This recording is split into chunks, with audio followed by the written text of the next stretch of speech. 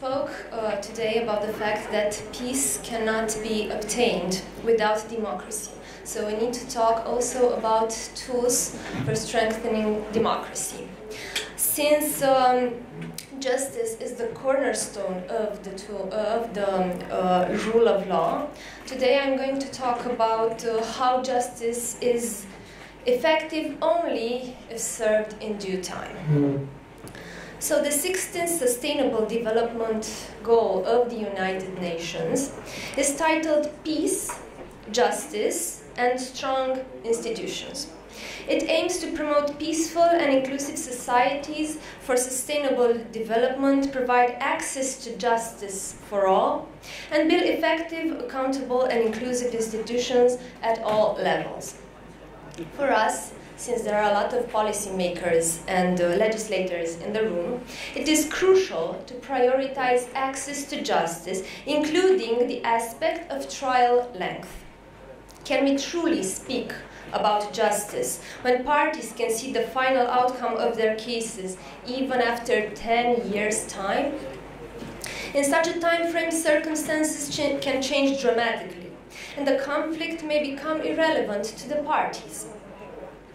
The plaintiff might even die, might not survive the trial. The potential gain after a decade could be far less valuable than the one if the trial had never been pursued at all. This scenario creates opportunities for abuses, both by the authorities and by citizens in general, that are exploiting flaws in the judicial system. In an authoritarian state, citizens might be accustomed to impunity. But in a democracy, a dysfunctional judicial system can yield similar results, unfortunately. But while spending time and resources. Criminal trials sometimes drag on for so long that the statute of limitations expires, and it is in such cases that it's no surprise that the perceived independence of justice, of the justice system, diminishes. As policymakers, we must contribute to increasing awareness and consolidating the impact of the CEPEG activity. This is the European Commission for the Efficiency of Justice that was established in 2002 within the Council of Europe.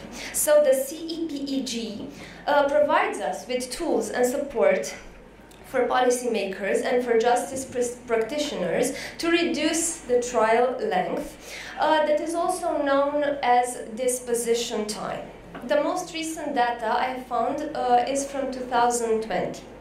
So I've chosen as an example the length of the administrative cases in first court, because an optimal disposition time may ensure more responsibility from the administration. For instance, an administration might be less inclined to deny a construction permit if a court could rule the refusal to be unlawful between 3 or 4 months, for example. Conversely, the lengthy trials may encourage administrative abuse and discourage affected parties from pursuing legal action. Why start a 5-year trial to contest an additional administrative condition for a construction permit when complying with the condition is in the end more cost and time efficient? How many people would go to court just out of principle? Because it is not fair, because it is unlawful, and it's not their fault. It's the system's fault for not investing enough in judicial efficiency to reduce trial length. Putting the disposition time of the European courts in first instance administrative cases under the lens, we find that it takes more than 800 days on average for a first court decision in countries like Malta, Cyprus, Italy, and Portugal. That's more than 2 years in first court, so just for an initial judgment, which might not be final if appealed. For example, if appealed, in Cyprus has a median disposition time of 2,688 days in second instance. That is over 7 years, and they can go further to the Supreme Court as well. In contrast, Sweden, and I talked about this with our colleagues from our colleague from Sweden here. Sweden has a median disposition time of, wait for it, 107 days. In first instance, 68 days on appeal and 94 days if the case reaches the Supreme Court, which makes a total of 269 days in total. So it's like it takes less than a year to resolve an administrative case in Sweden, even if all procedural measures are pursued. Remember the 7-year times in Cyprus just in second instance. So, cultural differences, litigiousness, and trial costs, of course, vary from one country to another, influencing these statistics. But nevertheless, the trial length is a significant factor in the perceived independence of justice. For example, in 2023, the most recent statistics, only 54% of the people in Cyprus perceived their justice system as independent, compared to Sweden, where it was 75%, according to the most recent data from Eurostat, as I told you before. So CEPEG recommends various judicial management tools which judicial systems can decide to implement. However, as legislators and policymakers, besides ensuring a better quality of the legislation in dealing with procedures in general, I must stress out that no efficient management can be done without resources that suffice.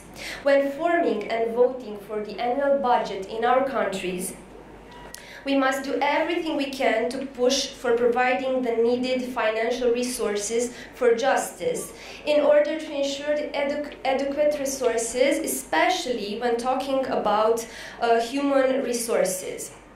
In Romania, for example, 1/3 of the judges' position just in first instance are vacant, which is staggering. I must tell you, it is staggering. The effect on the justice system is crucial. So efforts to address this gap, if any, in recent years, have been ineffective, and from 2018, when I must say we had the protest that got me involved in politics, that involved the judicial system. So from 2017, 2018 until today, the disposition time for the administrative cases that I've been talking about has doubled in my country, as opposed to Cyprus, which I told you before has a very big disposition time, but the efforts in their country are visible because they have decreased their disposition time. So even though at present time it's not a good disposition time in their country, efforts have been made and results are starting to be visible if the country does invest in this. Theoretically, these issues are well recognized, but are there any sanctions? Fortunately, for the countries part of the Council of Europe, the European Court of Human Rights has numerous rulings on violations of Article 6 of the European Convention of Human Rights in its component of the right to a fair trial within a reasonable time. But this is just in the European Council. In conclusion, lengthy trials can burden budgets with millions in compensation payments to affected parties, but the real cost is the erosion of trust in both the functioning of the justice system and of democracy itself.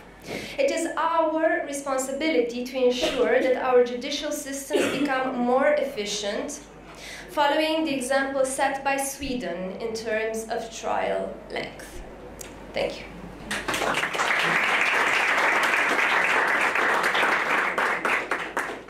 Thank you so much. Do you have any questions from the audience? And also those who are joining us via Zoom, I know you're listening, feel free to jump in. But we can start maybe in the room and tell someone. questions or comments? This is again your chance for interactivity. Don't be shy. Yes, okay.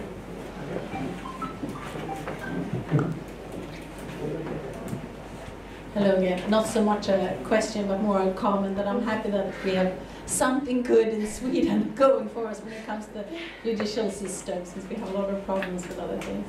Thank you. Very interesting. Here in the front. Hi, good afternoon. My name is Fabian. I'm from the United States. I heard you talk about the judicial system, and as they call Adam given the goal, justice delayed is justice denied. But with the system in Switzerland is great, and the process can be done under a year. In many countries, there have been a delay process and a backlog in the court system for the judicial system. What remedies can be implemented to alleviate those backlog of cases, as you have years of cases on waiting, and still every day crime is committed and cases are brought before the court? Persons have even become so belligerent of the justice system that they're of the view that it doesn't worth time to go to court. Some territories, such as Canada, United States, have tried to do tribunals, etc. But even with the tribunal processes, to eliminate some cases in terms of like courts like landlord-tenant issues or car accidents or any of those small tribunals that the courts have set up, there's still a long, duress process to eliminate these. So in countries which are highly populated and there's a high increase of the litigations and stuff like that, what can be done? Because the system already tried tribunals, but that does not seem to be working effectively. What can be done, similar to Sweden or Switzerland, that can improve the actual system? Because one country may have done it, but there are many countries whose system is overloaded and burdened by the actual delay of the justice system. Thank you for your question. The CEPEG actually offers tools both for the judicial system managers and for legislators. But you can stop people from going to court, because this means access to justice. And as my colleague said, I'm for example in a Latin country. Romania has Latin roots, so people are very litigious. You cannot tell them to stay home because you denied them justice. But you can offer incentives for alternative dispute resolutions. This hasn't worked so far in my country, but France has experience and it started working after 20 years. So invest and don't wait for the results tomorrow. But as I already said, I think that investing in human resources also is important, because currently in Romania, one judge actually takes the caseload of 3 judges, and it's impossible. You could be a genius and be in his shoes. You couldn't do it, no matter how efficient you'd be. So you actually have to invest in people, and you have to budget this. And I was very frustrated when I went as a lawyer in the UK, and they had personnel only to fix the clocks in courts. So they could afford a person just to fix the clocks in court, and it's not that we can't afford, we don't prioritize this, so we don't invest in this. So first, human resources, adequate human resources, digitalization, of course, alternative dispute resolutions. There are a lot of examples of success, but you need to have political will. Because if you mimic such examples and don't give the proper incentives, people will still want to go to court and fight each other and not go on mediation or arbitration or whatever. And if they actually go to court, you have to assist them, because without justice, our democracy will be fully eroded. So mediation and such tools will work in 20, 30 years. Until then, invest in the justice system, because it's an investment in democracy in your country. Yeah, we have one more question. Hello, ladies and gentlemen. My name is Sahak Abdul Zuhur from Afghanistan. I just note one point. At the beginning, you said peace cannot be obtained without democracy. But so I'm going to present one of the simple examples of two countries. One is Afghanistan and the second is Ukraine. We had peace and we had democracy. Why the democracy and peace was destroyed? And who was those policymakers made these policies? And who are the supporters of those policymakers to implement the policies? When we will live together all as a human in the world. This is part of that question to which you said policymakers are making the policy. Why we are supporting those wrong policymakers and be a part of the implementation thing? So was there a question? The question was that why we are supporting the wrong policymakers and running with them to implement those policies. We lose democracies, we lose pieces. It's not directly to the name of the system. Who are those systems, and why this system? Does this system think one day they will lose their democracy in peace or not? Well, I think that people, when they choose the leaders, think about their own problems and how to address them, not to the bigger picture. It has to be a very huge event in the country for people to see beyond their problems, like we had in Romania, the protests on justice, when it was not about paying your bills, being unable to pay your bills and stuff like that, but the bigger picture, democracy. But it was such a big debate in the country, and there so many people protesting that more and more came. It was an exception. Generally speaking, right now people, for example, cannot pay their bills, and they're going to vote the politicians who promise to resolve this. And after they come to power, they change the agenda, of course, and such examples and bad examples as we unfortunately see now in the world have happened. So populism and telling people what they want to hear and then changing the agenda, because unfortunately we are not as people in the globe educated to see first the good of the community and the country and the world, because it will reflect upon ourselves. We have so many problems that a lot of people are so poor that they cannot see beyond their own problems. Yes, we have two more questions. Yes, we have time, so yeah, we'll take two. Thank you so much for speaking. I just want to say that was wonderful and very educational. My name is Gabe. I'm from Canada. And I had a question. With such a focus on efficiency in the justice system, what would you say would be an approach to ensure effectiveness at the same time? I know another participant from the United States mentioned that those governments have started to implement tribunals, which are good because they ensure that all the voices are heard, including the voices of defendants and victims and the greater community. But they can take quite a long time. And additionally, to ensure that sentences are restorative and focus on promoting healing as opposed to simply focusing on punishment, which can lead to repeated perpetration.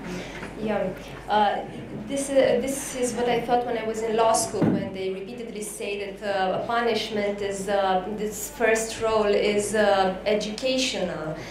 We were, all students thinking, what, you're going to jail, what education isn't that? And unfortunately, in practice, practice shows that there is no, in practice, I mean, not in theory, there is no actual educational scope of the punishment, because maybe it's not invested so much in this. For example, we have schools in prisons, and there are 5 or 6 prisoners going to school. But on Sunday, everybody's going to church. So because in church they can speak about their problems, their need, while in school, in our system at least, they're not being heard, they are being taught somebody superior to them. So maybe an empathetic approach to this could give better results, but I don't know of any very good examples of this in the world. So maybe in 20, 30 years time we can discover this. But I see people, more and more people talking about this and seeing that when you go to jail, often you come to jail again, you just get out of jail and the second day you have another crime and come back to jail again, so it's inefficient and it costs the state a lot. So maybe we're going to see different changes in the future, but for now it's just in theory. We have to invest, so it's also at the end of the day a political decision. We have one more question, right? Actually, we have one more there.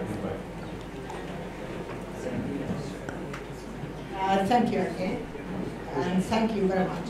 I'm wondering, how can we make Romanian international justice system, which is now ICC in this, and how it make work with democracy and peace first, and also now we have to implement a united tourism system on the whole world, like changing the national laws, imposing the international community principle like of human rights, everything, regardless of values, religion, everything. How do you think that can help in promoting peace? So, international courts, how international courts can help in promoting peace. So that's peace and democracy. Peace and democracy. Well, we can see the example of the European Court of Human Rights. Of course, the states had to adhere to it, and they have to pay because they lose cases and they have to pay. This is why some countries did not want to opt in. But you can see significant development of the countries that opted in, and mentalities change within the judicial system. People recognize their rights and fight for their rights, knowing that they have additional protection from this. So we have experience here in Europe, but you cannot force right now a state to be part of an international or local regional court. But good examples might help for them to multiply throughout the world. But until we have, I don't know, international court for throughout the world, I don't think that that's going to be possible right now or in the near future. But we have good examples. My country is very, very penalized on Article 3 because of conditions in prisons. I've talked with our colleague from Greece, who was the first person to speak today, and she told me that, for example, the German courts will not send people to Greece because of prison conditions as well, because they do not consider them optimal. They would infringe Article 3 of the Convention. Of course, it's highly debatable because conditions in general in Germany or in Romania or in Greece are different. But generally speaking, even though we pay fines, there is a lot of pressure in the system, and right now Romania is investing with national funds, with European funds, a lot in conditions in prisons, and of course society makes a lot of pressures, and that's why you have to invest in hospitals as well. You cannot invest in prisons and not invest in hospitals, and therefore society develops, but of course pressures works a lot. And pressure comes from the European Court of Human Justice. We also have the European Court of Justice of the European Union that also, within the rule of law, has a lot of rulings that are mandatory to the judges. So you don't have a say in this, you just have to apply it. And it helps, it does help in practice. Thank you. And we have one more question. Bulgaria, and I believe that our countries are in a similar or maybe even in the same boat. We have many problems in the education system and we are all. And this was also one of the factors, many others, for our own partial session with Schengen. And now we are going for the full session with all the countries.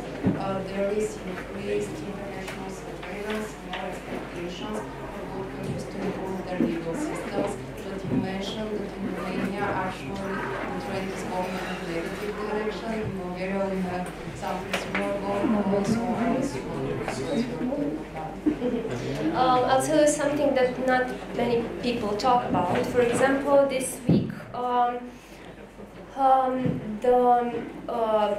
the report on democracy, on respecting democracy, respecting the rule of law in Europe came out, the European Commission's report. And for example, in my country it was surprisingly good. But it's a very diplomatic way to say some improvements have been made in human resources. No, if it would have been said that it's a lot of progress or something. Some improvements mean that we had the criminal case with drugs very talked about in the country, and they hired 25 more prosecutors to invest that. And this was in the report that some improvements have been made. That's nothing. But because of the political context, because of the war in Ukraine and us being on the border and helping, they tend not to focus so much on monitoring the judicial system, generally speaking, which is a pity. And this is exactly why I'm talking about the judicial system, because we need to focus on it as well, no matter the context, no matter the fact that we have war, we are helping, etc. Without this, the country destroys itself from within, every country. So anti-corruption measures have to go on, have to improve, the caseloads have to be addressed, and maybe the reports should put at least a little bit more pressure on the countries, because otherwise they will not focus on this at all, and it's bad for democracy from within. I believe that's it, right? So thank you so much for joining the discussion. Thank you so much.